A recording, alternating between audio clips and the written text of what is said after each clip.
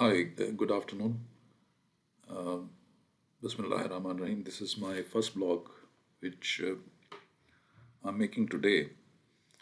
And I want to talk about a very hot, important topic, which all of us who belong to South Asia are facing. That is the war which erupted between India and Pakistan just a few days ago. I'm sure that most of you by now know that a ceasefire has been negotiated under the auspices of United States of America. But this war opens many questions, not least linked with the ethics of preventive strikes. Although India has said that their strikes were in response to the massacre of the civilians, which happened on 22nd April in Kashmir, and they did the preventive strike on 7th of May in response to those people who were killed in Kashmir, mostly Hindus. Now, Pakistan has also responded in the last few days under its operation of Bunyan al Mansours. And within a day, India had to agree to a ceasefire with Pakistan as brokered by United States of America. Now, the issue here is that as India states that those people who were killed, they had evidence of the terrorist groups from Pakistan. They had gone into India and murdered those civilians. Now, if that was the case, they should have presented it to Pakistan through diplomatic channels and should have presented their case to the world to put pressure on Pakistan to amend its ways. But to undertake a preventive strike in a manner in which they did, it was not only provocative and uh, and and uh, and gory.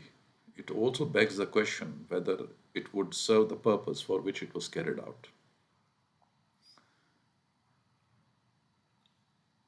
And if they do say that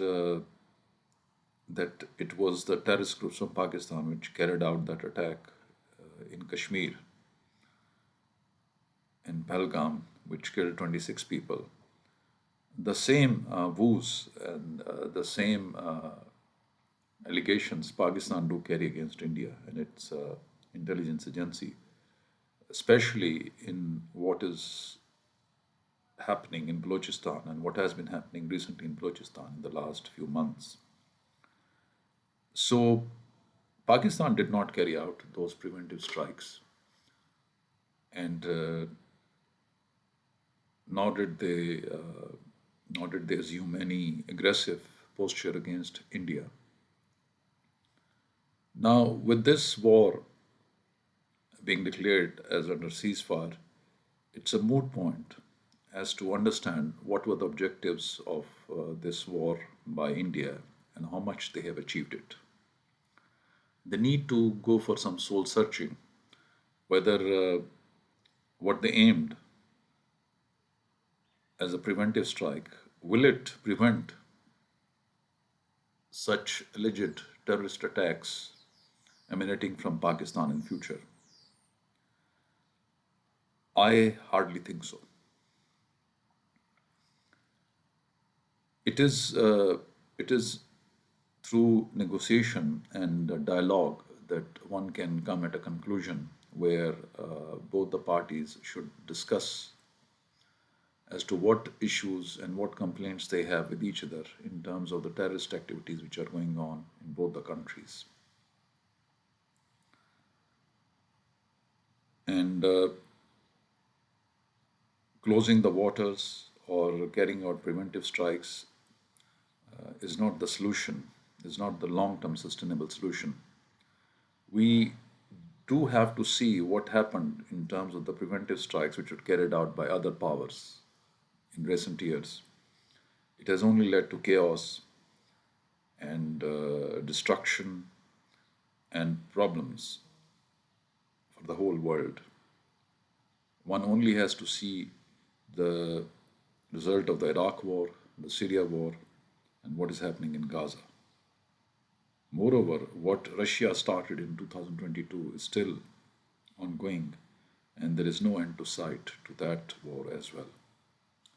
It was also a preventive strike by Russia against Ukraine that is still lingering on. So, what I'm trying to emphasize here is that the world powers and the states in the international arena need to come to a conclusion, need to come to some sort of understanding where they should do away with this preventive strike thesis, if I may say so, or preventive strike psyche, which does not solve the problem, it only compounds it. And the casualty among the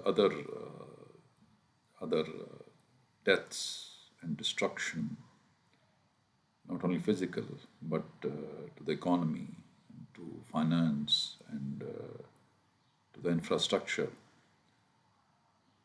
the more and the most serious casualty in all this debacle is United Nations, which seems to have lost its way because of because of the initiative snatched from it and taken into individual hands of different nations. So the countries need to think that preventive strike is not the solution; it is the problem, and it is only by negotiation, diplomatic channels among the countries, and also using the good offices of United Nations that the long-term and durable solution can be arrived at. Thank you very much.